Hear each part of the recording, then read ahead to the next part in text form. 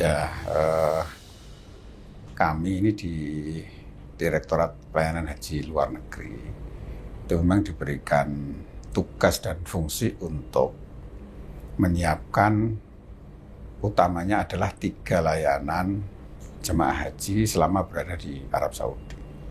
Nah, 3 layanan itu adalah layanan akomodasi, layanan konsumsi, dan juga layanan transportasi selama jamaah berada di Arab Saudi. Nah, di dalam proses penyediaan layanan ini sesuai dengan PMA 9 2016 tentang pengadaan barang dan jasa penyelenggaraan ibadah haji di Arab Saudi. Maka untuk melakukan penyediaan itu dilaksanakan oleh tim yang independen. Jadi masing-masing tim akomodasi, tim konsumsi, dan juga tim transportasi itu secara mandiri, secara independen melakukan seluruh proses tahapan penyediaan.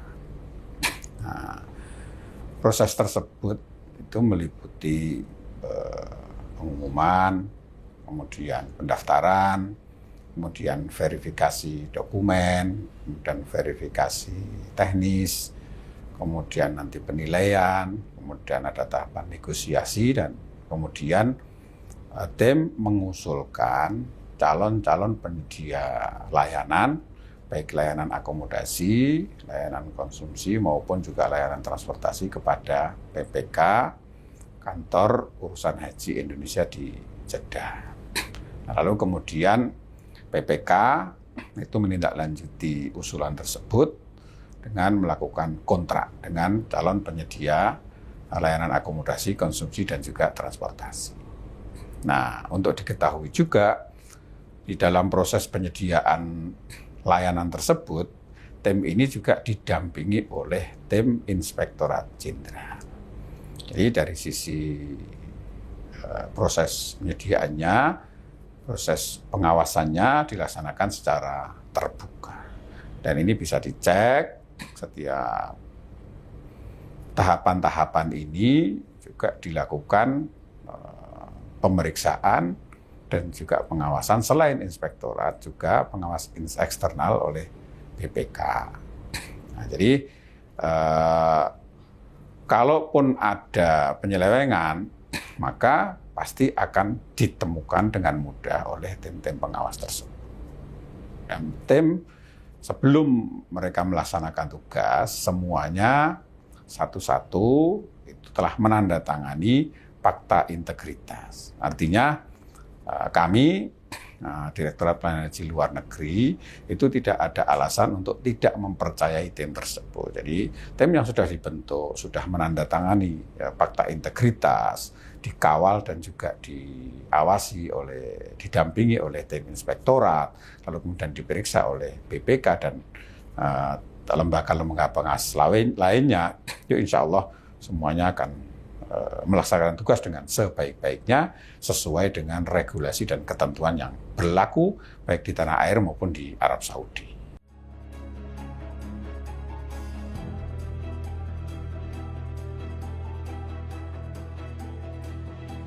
Ya, akomodasi yang harus kami siapkan di Arab Saudi itu di kota Mekah dan juga di kota Madinah. Nah, untuk di kota Mekah ini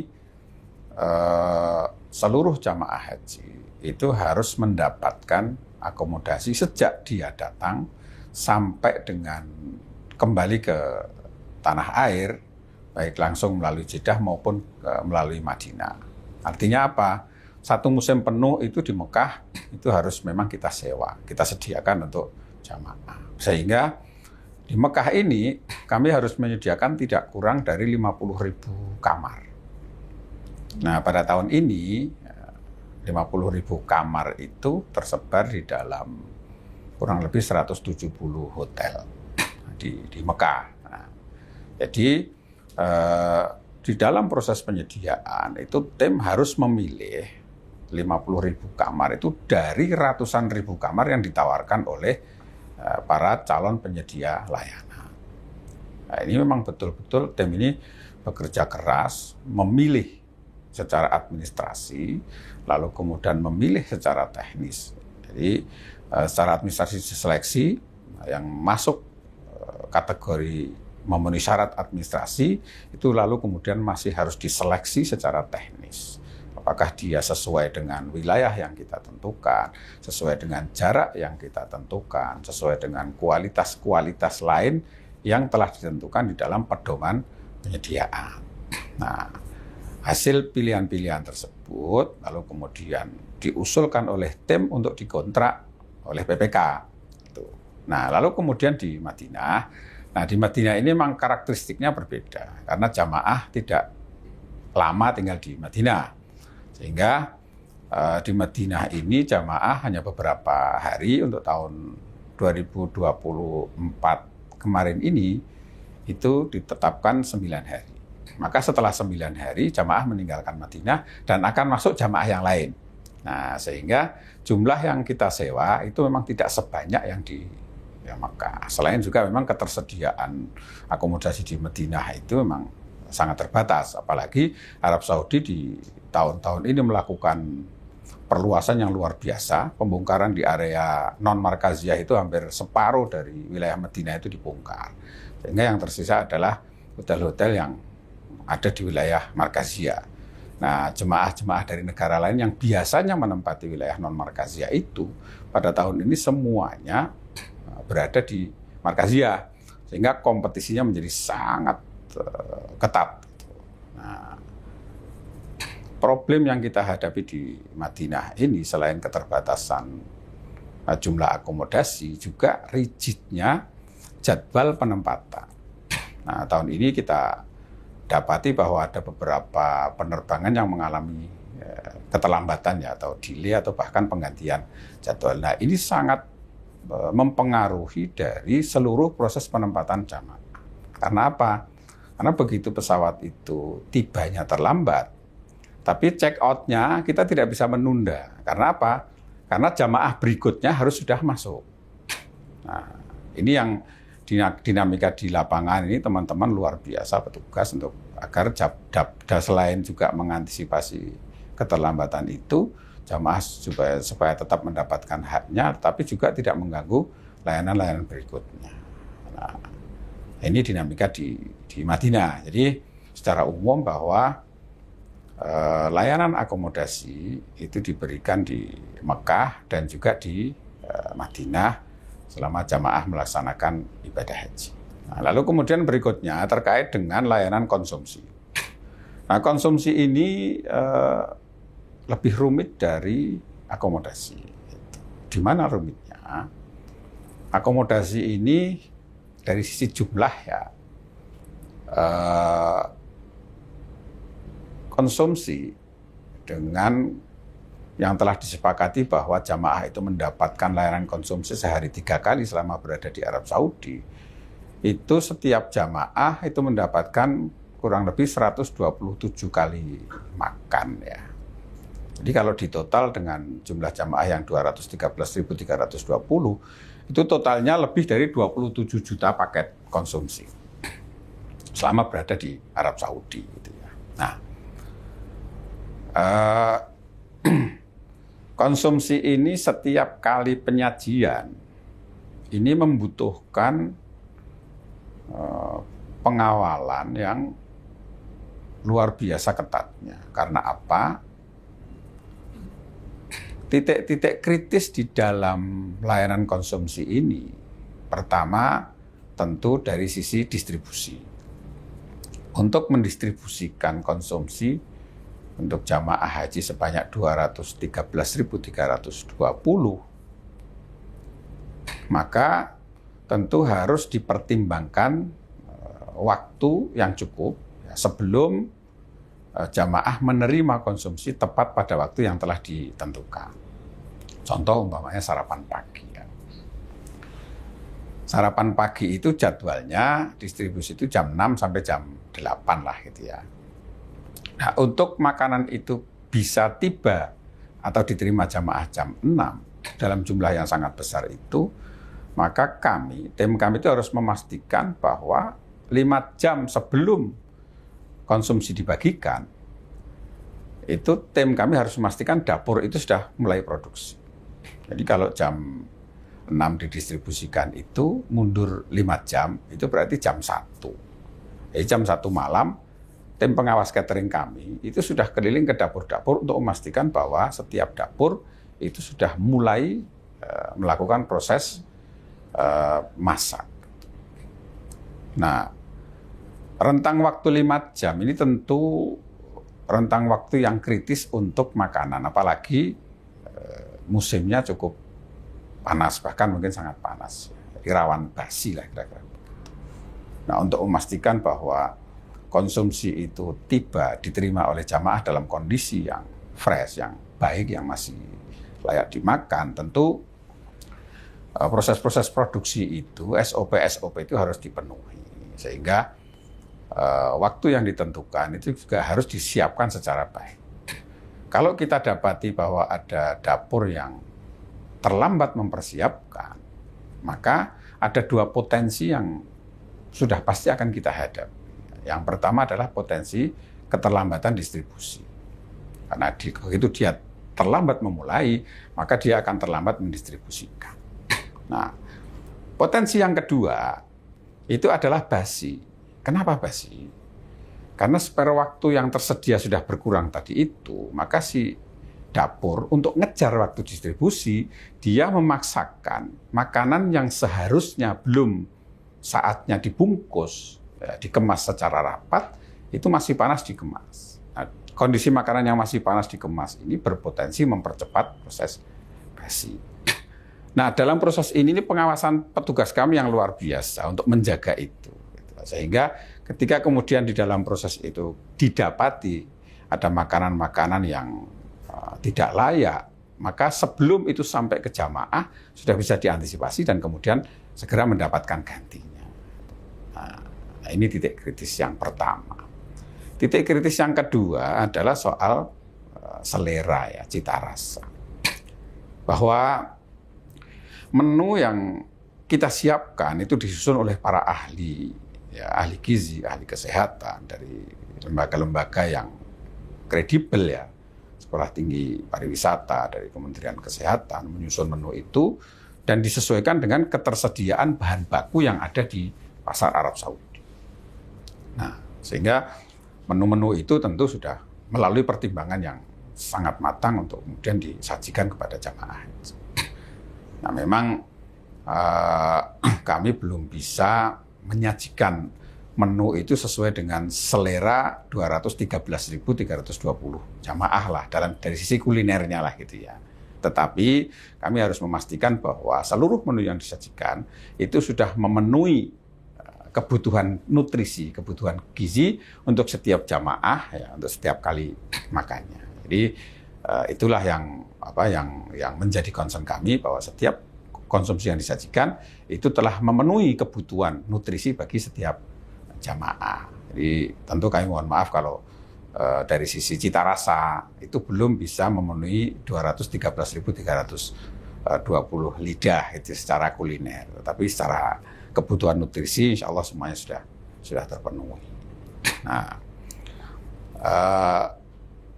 ketika situasi Kota Madinah maupun Kota Mekah itu dalam situasi yang sangat padat atau masa puncak, ini juga menjadi titik kritis tersendiri, gitu ya, di mana pihak keamanan, pihak kepolisian dengan pertimbangan-pertimbangan lalu lintas, pertimbangan keselamatan jamaah yang sangat banyak, melakukan rekayasa lalu lintas. Yang ini juga sangat mempengaruhi proses distribusi makanan, ya, dari dapur menuju ke hotel. Nah, ini kami harus mengerahkan petugas-petugas kami di lapangan untuk juga mengantisipasi situasi itu. Dan alhamdulillah sampai pada akhirnya seluruh jamaah bisa mendapatkan layanan konsumsi tepat pada waktunya.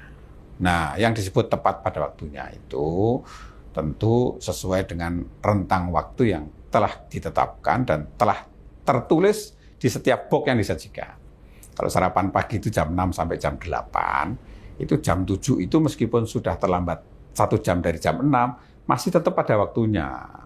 Memang ketika jamaah kemudian jam 6 sudah lapar, kemudian dia datangnya itu karena harus keliling 6:30, setengah jam ini kan juga cukup lama gitu. Tetapi itu masih dalam rentang waktu gitu.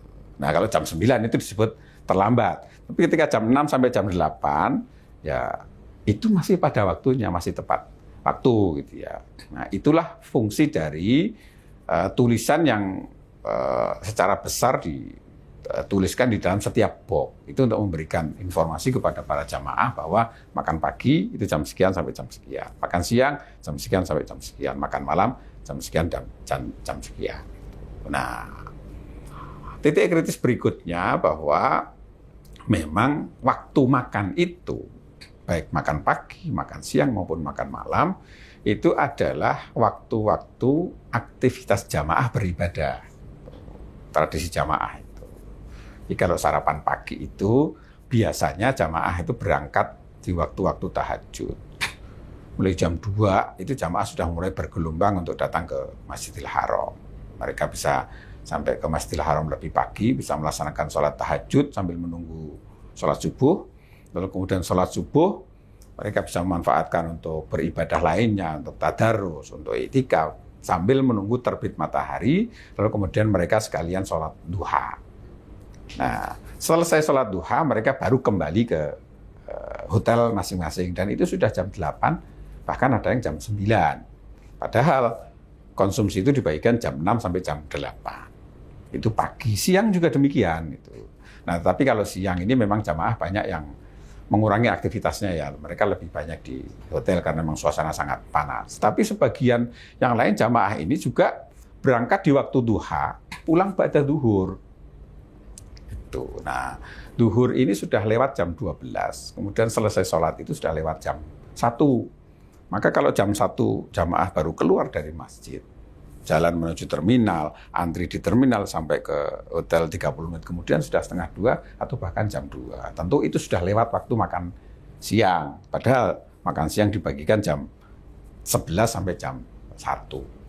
Nah, ini kondisi aktivitas. Malam ini jamaah hampir mayoritas melakukan aktivitas ibadah itu di malam hari.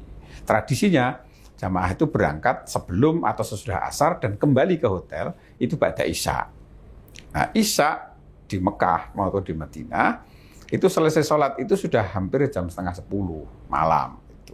Nah, ketika kembali itu sudah jam 10. Tentu kalau distribusi makanan konsumsi malam hari itu jam 5 sampai jam 7, jam 10 tentu sudah jauh dari waktu yang telah ditentukan. Nah, ini memang yang kami lakukan adalah melakukan sosialisasi sebesar-besarnya kepada jamaah.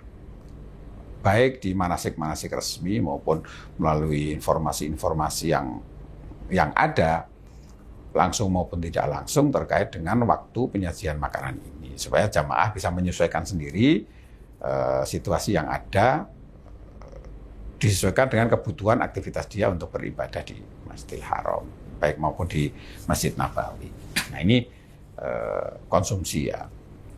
Lalu kemudian yang ketiga itu transportasi.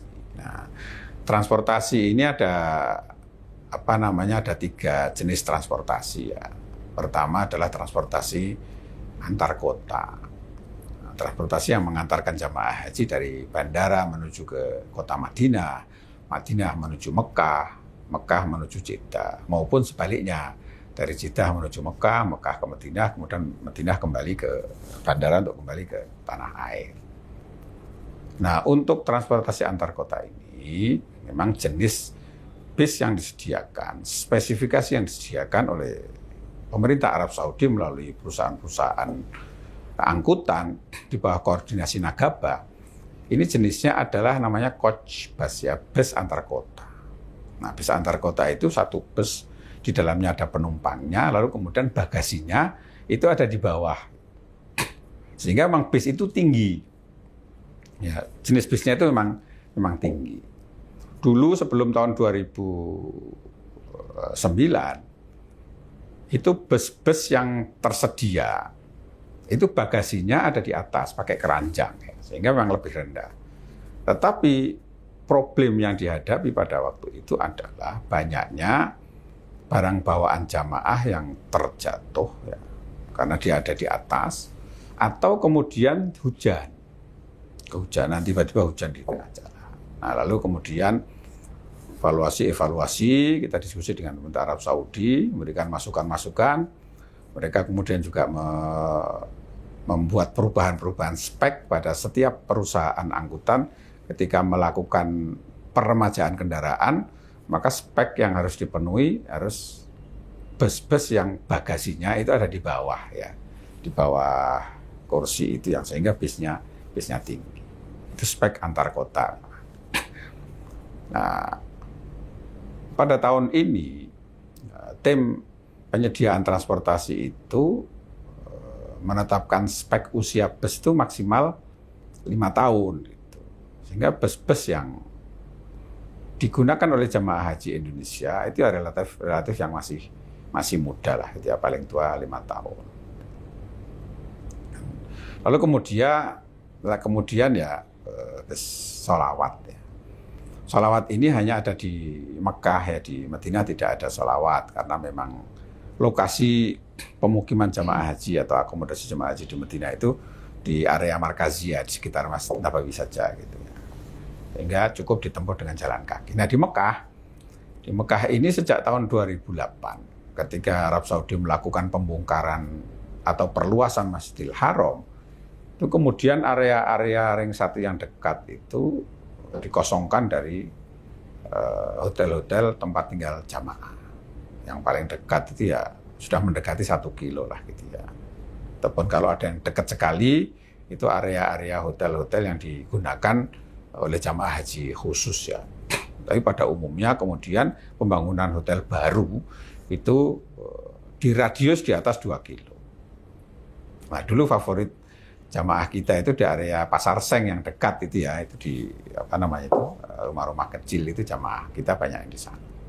Nah, pasca 2008 ketika kemudian hotel-hotel baru yang dibangun itu menjauh dari Masjidil Haram, Arab Saudi kemudian menentukan atau menerbitkan ketentuan bahwa negara-negara yang menempatkan jamaahnya 2 kilo ke atas, maka wajib menyediakan namanya angkutan sholawat.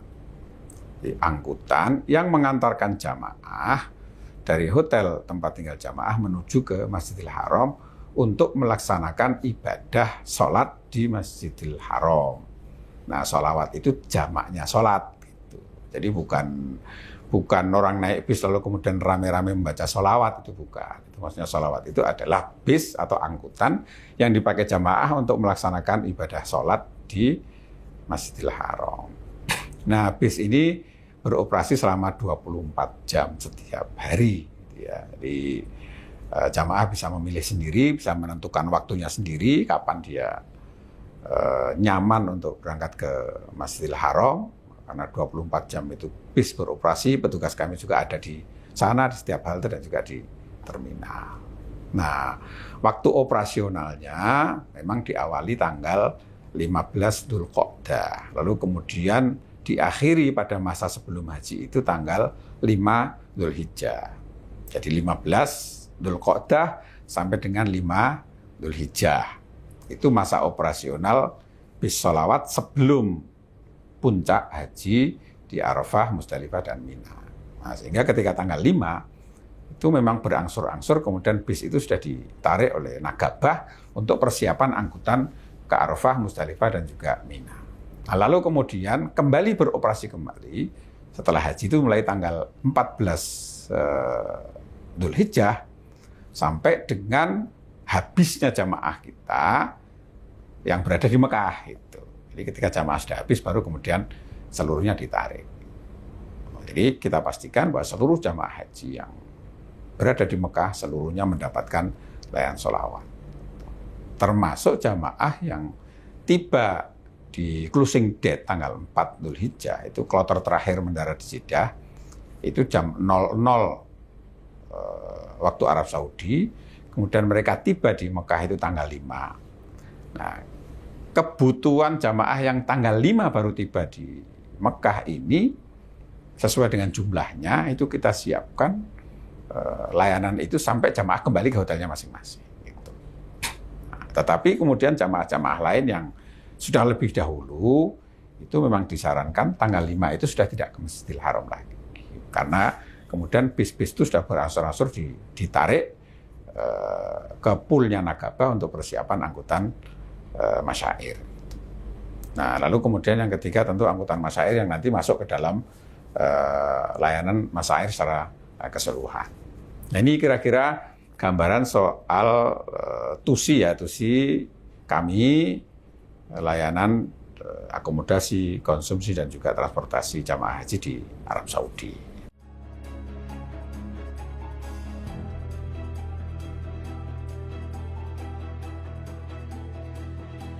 Ya, Arab Saudi itu sebelum tahun 2022 itu untuk mitra layanan setiap negara pengirim jamaah itu sifatnya adalah mandatori. Bentuknya adalah mitra layanan itu muasasah atau yayasan ya, nirlaba. Nah, mandatorinya bagaimana? Untuk negara-negara ASEAN, ya, Asia Tenggara, itu sudah ditentukan dengan muasasah Asia Tenggara. Negara-negara Asia Selatan itu sudah dengan muasasah Asia Selatan. Arab dengan muasasah Arab, Afrika dengan Afrika, dan seterusnya. Ada 6 muasasah. Nah, pada masa pandemi, itu Arab Saudi menerbitkan keputusan raja transformasi dari muasasah itu ke syarikah. Nah, pada saat tahun 2022 pelaksanaan ibadah haji tahun pertama pasca pandemi, itu status itu sudah menggunakan syarikah, tetapi masih skemanya muasasah. Nah, lalu kemudian di 2023 itu sudah menggunakan syarikah. Nah, karena di tahun 2023 itu jumlah syarikah masih sama dengan muasasah yang sebelumnya yang hanya 6, nah, maka otomatis kemudian syarikah Janub Syarqi Asia atau Asia Tenggara ini yang menjadi pilihan Indonesia untuk menjadi mitra layanan. Nah, lalu kemudian pada saat 2024 ini, karena kemudian syarikah sudah cukup banyak, syarikah baru yang terbentuk di Arab Saudi dan mendapatkan izin operasi itu sudah cukup banyak, lebih dari 10, maka kemudian Indonesia membentuk tim pemilihan syarikah penyedia layanan. Nah, tim ini independen, ya. Tim ini independen, bekerja sesuai dengan pedoman yang telah ditentukan. Kemudian timnya juga dibentuk dengan SK Dirjen. Nah, mereka melaksanakan tugas proses ini dengan tahapan-tahapan sebagaimana lazimnya proses penyediaan. Mulai dari pengumuman, kemudian verifikasi pendaftaran, verifikasi dokumen, kemudian ada presentasi, lalu kemudian ada penilaian, ada negosiasi, dan juga ada usulan penetapan. Gitu. Nah, lalu kemudian terpilihlah syarikah masyarik ini sebagai penyedia layanan mitra layanan Indonesia pada tahun 2024 atau 1445 Hijriah.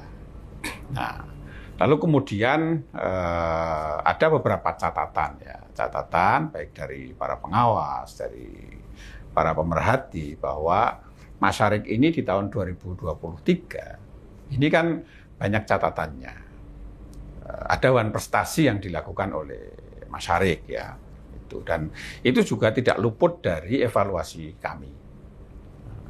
Nah, tetapi kemudian setelah kita ajukan evaluasi itu, kita sodorkan ke Kementerian Haji, lalu kemudian mereka juga melakukan evaluasi, bahkan membentuk tim khusus untuk melakukan evaluasi menyeluruh dan investigasi menyeluruh terhadap kasus yang terjadi di tahun 2023, utamanya adalah di Masyair Al-Muqaddasah di Arafah, Musdalifah, dan juga Mina, keterlambatan jemaah haji dari Musdalifah ke Mina, itu ternyata seluruh syarikah yang ada, tidak hanya syarikah masyarik, tapi syarikah-syarikah yang lain, itu mengalami hal yang sama. Nah, di dalam penilaian Kementerian Haji Arab Saudi, dari sekian banyak syarikah yang melayani dan kemudian mengalami masalah yang juga dialami oleh syarikah-syarikah yang lain itu, dalam penilaian Kementerian Haji itu ternyata masyarik itu mendapatkan penghargaan namanya Labbaitum. Penghargaan yang diterbitkan oleh Kementerian Haji bahwa syarikah masyarik ini ternyata menduduki peringkat pertama prestasi yang dia berikan sebagai buah dari layanan yang dia berikan di 2023. Gitu. Artinya apa? Betul bahwa di tahun 2023 masyarik itu mengalami masalah, ya, menghadapi masalah, dan kita anggap itu sebagai one prestasi. Maka kemudian evaluasi kita berikan, catatan kita berikan sampai ke Kementerian Haji. Nah, ternyata kemudian setelah kami mendapatkan informasi yang lebih lengkap, semua syarikah di tahun 2023 itu mengalami masalah. Tapi yang lebih penting lagi adalah bahwa proses pemilihan syarikah itu sudah melalui tahapan-tahapan sebagaimana pedoman yang telah ditentukan oleh penilaian-penilaian itu, dan ternyata memang usulan dari tim yang melaksanakan pemilihan itu dari berbagai sisinya ya memang yang terbaik pada saat itu ya masyarik. Dari proses insya Allah itu juga kredibel, akuntabel, dan juga tim ini insya Allah semuanya bisa dipercaya dan bisa diperiksa secara detail mulai dari proses awal sampai dengan akhir pengusulan. Terkait dengan pemilihan syarikah pada tahun 2024, setelah Arab Saudi melakukan transformasi dari muassasah menuju ke syarikah, dan syarikah ini kemudian sifatnya adalah kompetitif, maka pemilihan syarikah ini juga harus dikompetisikan. Nah, untuk mendapatkan syarikah yang terbaik, maka kemudian dibentuklah tim tersendiri secara independen dan mandiri melakukan proses-proses dan tahapan-tahapan sesuai dengan ketentuan yang telah ditetapkan. Nah, syarikah yang terpilih itu sudah melalui tahapan-tahapan yang bisa dicek sejak dari pengumuman, pendaftaran, verifikasi dokumen, verifikasi teknis, presentasi, penilaian, dan kemudian pengusulan calon penyedia atau calon mitra yang akan ditetapkan sebagai syarikah atau perusahaan penyedia layanan bagi jemaah haji Indonesia. Nah, terkait dengan bahwa yang terpilih adalah syarikah masyarik yang di dalam catatan dan juga berbagai hasil pengawasan berbagai pihak di tahun 2023 itu mengalami one prestasi, itu juga menjadi bagian dari catatan besar tim. Gitu. Nah, tetapi setelah kemudian dilakukan koordinasi dengan pemerintah Arab Saudi, pada tahun 2023 pemerintah Indonesia melakukan atau menyampaikan protes keras, menyampaikan evaluasi yang sangat detail terkait dengan layanan-layanan itu, dan kemudian pemerintah Arab Saudi itu membentuk tim investigasi yang secara khusus melakukan investigasi menyeluruh terhadap seluruh layanan di Masyair, tidak hanya layanan bagi jemaah haji Indonesia. Seluruh syarikah yang terlibat di dalam pelayanan jemaah haji 2023 diinvestigasi. Nah, hasil yang disampaikan Arab Saudi ternyata memberikan penghargaan Labbaitum kepada syarikah masyarik sebagai syarikah terbaik di dalam melayani jamaah haji dengan berbagai kekurangannya. Gitu. Nah, artinya apa? Dari sisi tahapan, tim ini sudah melakukan tahapan sesuai dengan ketentuan yang telah ditetapkan. Yang kedua, bahwa Arab Saudi sendiri sudah mendeklar, mengumumkan pada publik seluruh dunia bahwa seluruh syarikah yang melayani jamaah haji dari seluruh dunia, berbagai syarikah itu sudah dievaluasi, dinilai, dan ternyata syarikah Masyarik ini menduduki peringkat pertama dan mendapatkan jaizah atau penghargaan namanya Labbaitu. Itu proses pemilihan syarikah di Masyair Al-Muqaddasah.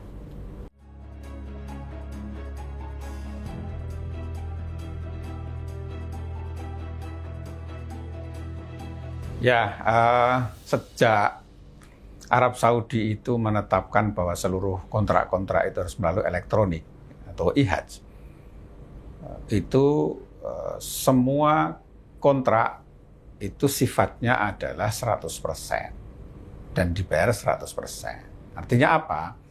Untuk 213.320 jamaah itu angka sesuai dengan kuota yang ditetapkan dalam dan disepakati dalam pertemuan penandatanganan MOU antara Menteri Haji dengan Menteri Agama RI, itulah yang kemudian dijadikan dasar jumlah berapa yang kita kontrak. Karena seluruh jamaah tersebut itu tidak ada yang berniat untuk tidak ke Arafah. Tidak ada jemaah yang berniat untuk tidak ke Musdalifah dan juga tidak ke Mina. Semuanya berniat untuk melaksanakan prosesi haji itu. Maka kontraknya harus memang 100%. Kemudian dibayarkan melalui haji itu sebanyak 100%. Nah, di dalam perjalanannya, kemudian kita melakukan berbagai diskusi, merujuk kepada ke belakang-belakang. Tradisi jamaah kita memang untuk mengurangi ya kepadatan di tenda di Mina utamanya, itu banyak jamaah yang secara mandiri, secara sukarela, itu melakukan yang namanya tanazul. Jadi dia ke Mina, lalu kemudian dia kembali ke hotelnya masing-masing, nginap di hotel. Nah, pada saat dibutuhkan, dia kembali ke Mina untuk melaksanakan ibadah namanya lontar jumroh dan sekalian mabit. Tetapi kemudian kembali lagi ke hotel di Mekah. Nah, ini juga menjadi bagian yang kita diskusikan dengan pihak Masyarik, bahwa ada sekian jamaah kita yang secara tradisional itu kembali ke hotel. Sedangkan mereka, Masyarik itu menyediakan layanan konsumsinya itu di Mina. Nah, ini bertahun-tahun itu pihak mitra kita itu menyatakan memang tidak sanggup untuk mendistribusikan makanan ke hotel-hotel karena dapurnya ada di Mina. Nah, tahun kemarin ini mereka kemudian menawarkan bahwa jamaah yang kembali ke hotel itu dibawakan atau dikirim makanan pengganti, gitu ya. Dan ini kita tuangkan di dalam adendum.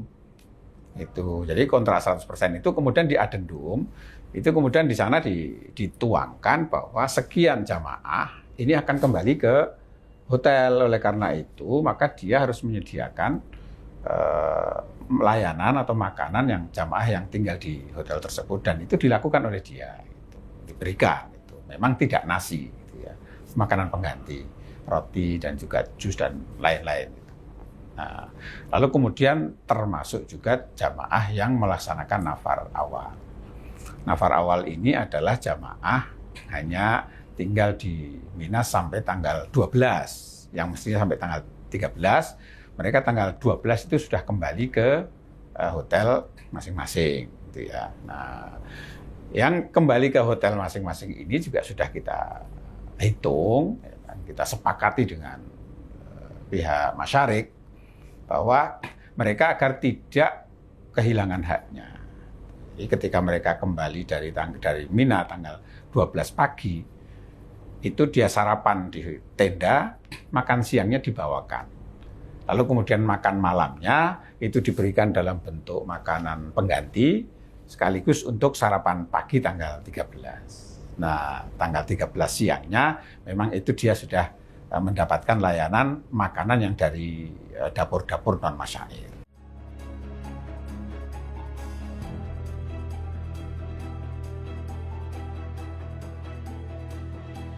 Ya, jadi untuk konsumsi seluruh jamaah itu mendapatkan haknya. Memang dia tidak menggunakan haknya untuk menginap di tenda. Itu atas pertimbangan-pertimbangan sendiri. Hanya atas pilihan jamaah untuk meninggalkan itu. Dan ini memang saat ini satu-satunya jalan untuk mengurangi kepadatan di Mina itu seperti itu. Nah, ini ke depan kita akan menyiapkan skema yang lebih rapi ya, sejak awal, dan ini sudah kita komunikasikan dengan pemerintah Arab Saudi ya, agar untuk mengurangi beban kepadatan di Mina itu kita skemakan sejak awal. Ada sebagian jamaah yang memang kita tawarkan untuk tanazul.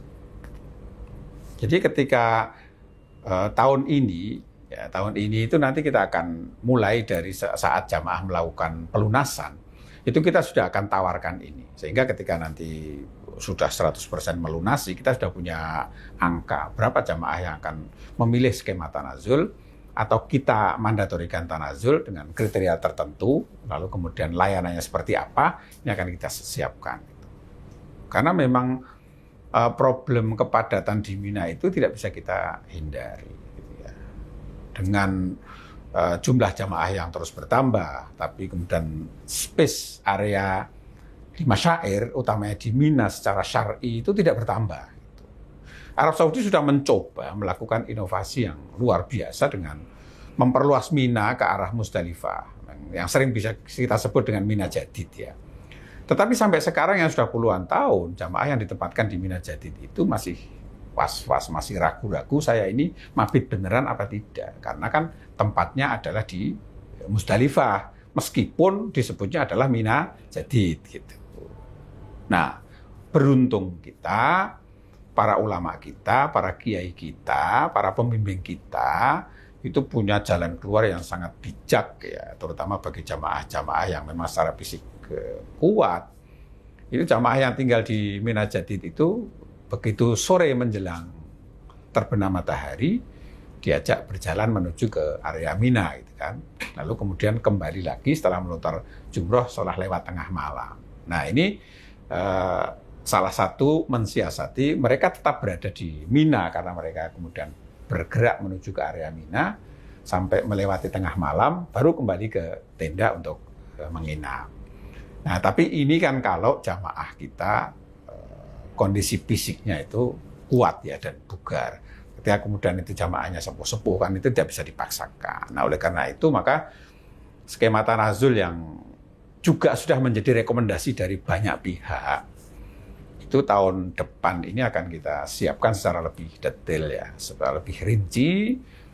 Lalu kemudian juga kita komunikasikan dengan jamaah melalui berbagai peristiwa manasik, lalu kemudian pertemuan-pertemuan informal, lalu kemudian nanti juga kita akan lakukan mudzakarah dengan kelompok-kelompok keagamaan, dengan organisasi keagamaan, para ulama, untuk bagaimana secara syar'inya terkait dengan skema-skema tanazul ini. Nah, itu kira-kira gambaran kondisi di Masyair Al-Muqaddasah.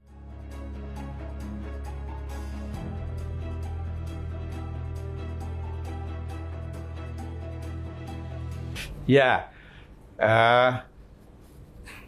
bus sholawat itu atau angkutan sholawat itu bermula di tahun 2008 ya. Ketika Arab Saudi mulai memperluas area Masjidil Haram ya.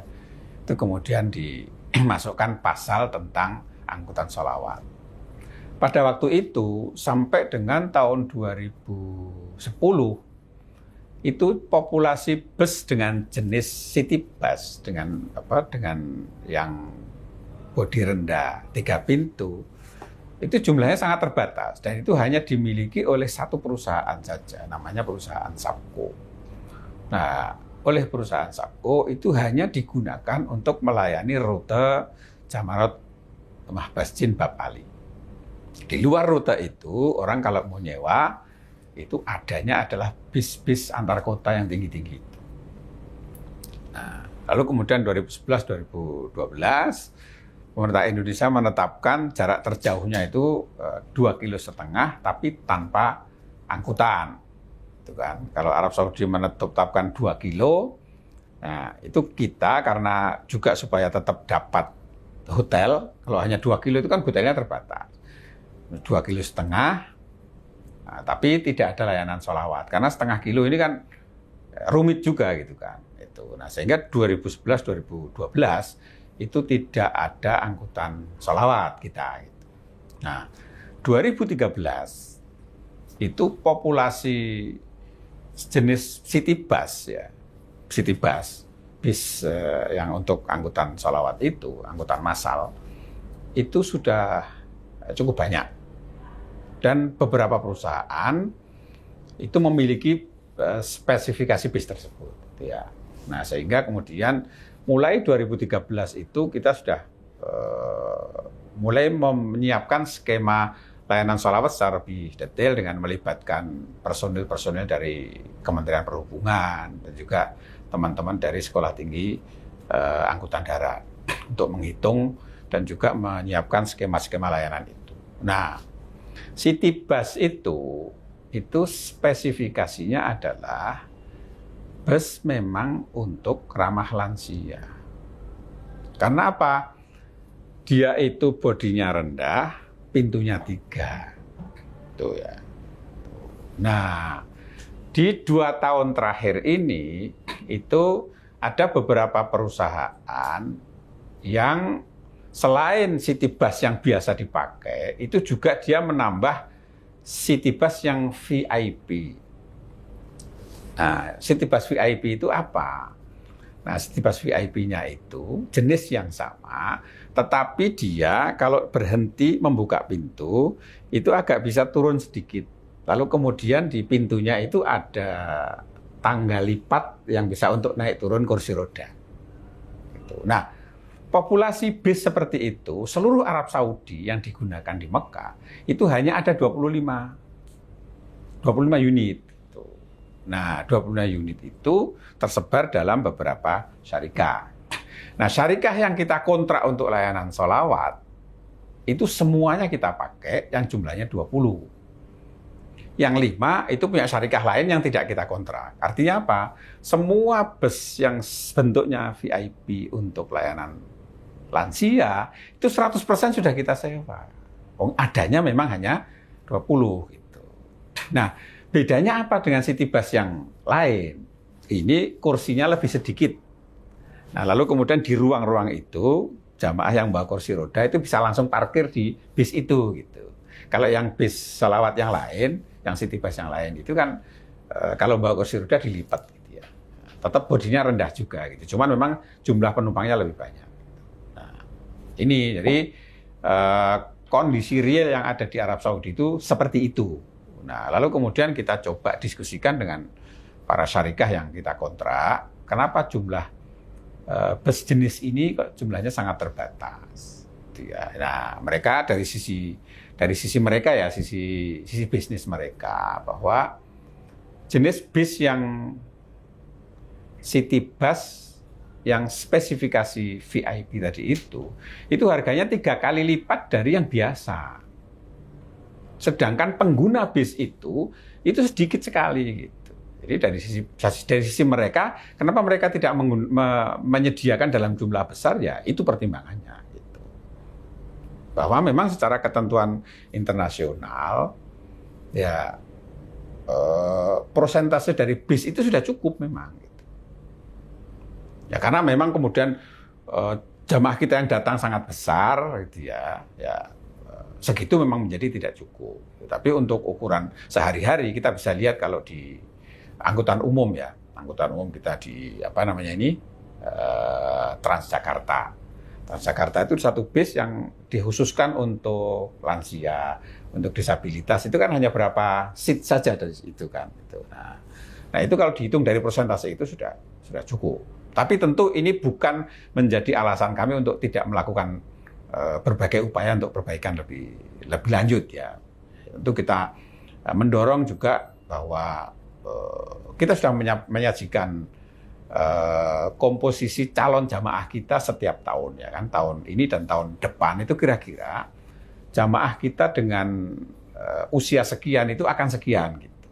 Sehingga sudah pasti tahun depan kalau kita kontrak dengan syarikah-syarikah itu, mereka akan melayani jamaah yang lebih itu. Nah, itu sebagai dorongan kita supaya mereka juga menambah komposisi jumlah jenis bus yang seperti itu. Karena toh pengguna itu tidak hanya lansia juga. Yang non lansia pun banyak juga yang naik itu gitu. Bahkan kadang-kadang yang non lansia ini yang sehat-sehat lebih dulu naik, sehingga kita harus ya meminta dia untuk pengertiannya supaya jamaah yang ini didahulukan. Nah, jadi bukan kami tidak menyediakan bis jenis yang seperti itu. Seluruh bis yang tersedia di Arab Saudi yang dimiliki syarikah Arab Saudi yang kita kontrak, seluruhnya 100% sudah kita gunakan.